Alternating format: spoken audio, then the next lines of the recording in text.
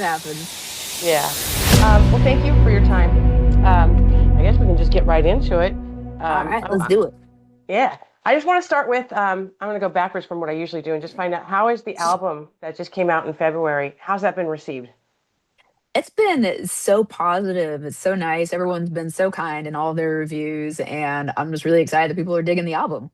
Yeah. And what was the genesis behind the album? So originally, um, well, I guess let me wind it back a little bit more. We've had this album. We started writing this album back in, oh God, like probably 2021 was when we started writing that first song. And I think we hadn't even quite released our first album yet, our first full length album before we were already writing songs for the next one because we're creative, so you just keep on writing no matter what. But then as we started getting into it more and more, we wanted the lyrical content originally was going to be um, themed around folklore tales, and that kind of went out the window. There's a couple songs that still followed that trend, and then it just kind of became something else. And I think we've had most of it recorded for almost 2 years now, so it's really cool to see it out in the world now. Finally, yeah. Yeah, Was it something that was a collaborative effort, or are you the songwriter, or it's the a lyrics? collaborative effort. I write most of the lyrics. A lot of times I will co-write with Adia, my bass player, as well, and then Jeremy and Ron and our drummer write all of their parts separately, and then they bring it to us and as a half finished composition, and then we all flesh out the rest of it together. Now, are you guys all in the same state, or are you spread out throughout All in the the same country? state. We're like a couple hours apart. Well, like an hour and a half. Well, Well, that's not bad. something like that. That's not bad. Well, that's good. So do you have, so it's been well received. It's Obscure Sorrows. What is the meaning behind the name of the album? Obscure Sorrows is about like the weird feelings that you don't really have a name for specifically, but you know you're feeling something, but you just can't put a name to it. And all the songs kind of speak to some facet of that. So is it like, I guess like somebody's depressed or is they just don't know how to articulate how they're feeling and Yeah, it's there's like you're just not a feeling name for it? something, but you can't put your finger exactly on the word for Yeah. how to describe it. And how did you come up with the name of that album? So Was it a there's particular feeling? a basically Yeah. there's there's a website that's the Dictionary of Obscure Sorrows, and I was like, ooh, and it's just a collection of words and descriptions of all these obscure sorrows. Yeah. Oh, that's cool. So you just came up with it. All right. Yeah. And so it's been well received. Are you guys touring still or is that over for now? Yeah, we just got off a 6 day run with our buddies in Filth. And then in May, we're going back out with Infected Rain. And then we've got several other tours, like small tours that have not been announced yet. That'll be in the summer.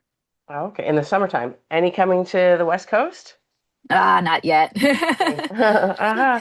Oh, that's all right. We'll get you eventually, hopefully. Oh, yeah, it's going to Um, happen. We want to come out there so bad. well, it's funny because I read somewhere that you had opened for Ginger, which is one of my favorite bands, and so I was like, well, they're going to be coming soon. Maybe they'll come with them. I wish, man, that would be a dream come true. You should tell them to bring you. Yeah. Yeah, I have to come with you guys when you come over. So that's awesome. But so usually I start off asking about the band and how it came about. And I know that you and Jeremy were the ones that started the band back in 2014. Did you guys know each other previously, or did you run into each other? Did you put out an ad? How did you guys meet up? So we had known each other through our local music scene for a really long time. We had played in different bands, played on the same shows together, and both of our bands kind of fizzled at the same time. And we're like, "What you doing? You want to write some music Okay. together?" Hey, that's good timing then. The universe does it for a reason, right? For sure. So that's good. Okay. So how did you pick the rest of the other band members? It just kind of happened organically. Adia was another band member in other bands in the scene for a while. She had been out of it for a few years, but we had some mutual friends and she was looking to get back into playing music. And then Ron actually played with Jeremy in his old band for a while. He was too busy at the start of Blackwater to join at that time, but then a couple years later we reeled him in. And then That's awesome. Steve, which is was actually our first drummer, and now he's come back around and is our drummer again because Oh, that's our cool. the drummer that recorded Obscure Sorrows was actually Ron's younger brother, and he's just been having some medical issues that he needs to take care of. And all love in the world to him. He's still amazing. I can't wait to see what he does next, but he just had to Yeah. take some time off. Yeah, for sure. Have you guys always been influenced by like black metal, death metal? Is that how you started, or are there other musical influences that you have embraced? Oh, for sure. Like we all come from very diverse musical backgrounds. Adia's dad was a saxophone player. My parents have theater background, so I did like a lot of. I'm a huge fan of musical theater. Jeremy, his favorite band is Queen. Oh, um, awesome. Ron loves him some classic rock, like any of the big ones. And Steve is a huge like Rush fan. Eamon came in for us on this with a lot of Swedish death metal influence. I think Soilwork is a big one, which is a big influence for the band in general. In general, okay. I was just going to ask which where I didn't hear any death metal in there or deathcore, so that's where it comes Yeah, from. it's Well, all of that's our awesome. disparate backgrounds. Yeah, but that actually makes for a good band because you guys have different perspectives on a piece of music, and For so sure. I think it's a really good mix to put together. That's Yeah, awesome. I think so. Yeah. So, what is the band up to after May? Are you guys going back into the studio, or are you going to come do some more touring after the summer? Yeah, we're gonna continue to do some more touring and support this album, and we're already like got concepts of new songs to write because the that machine just doesn't stop producing. Yeah, that's true. That's true. That's awesome. Okay, well, is there anything that you would like people that are watching this to know about? Like anything, any Easter eggs coming up, or in any We've of the live got a shows? few more music videos coming out that are in the works. Hopefully, we'll get like some cool live videos as well, and some cool collaborations on the next album that I'm really excited for. Well, that's awesome. And so you said, just because I'm ADD here, you had mentioned that your parents were actors or in musicals. Is that? Yeah, they did children's theater, and then they toured with a magician before I was Oh my born. gosh. Oh my gosh, that's awesome. I was just Yeah. thinking because I love musical theater is one of my favorites. So I was just wondering, were they in something that I would have seen?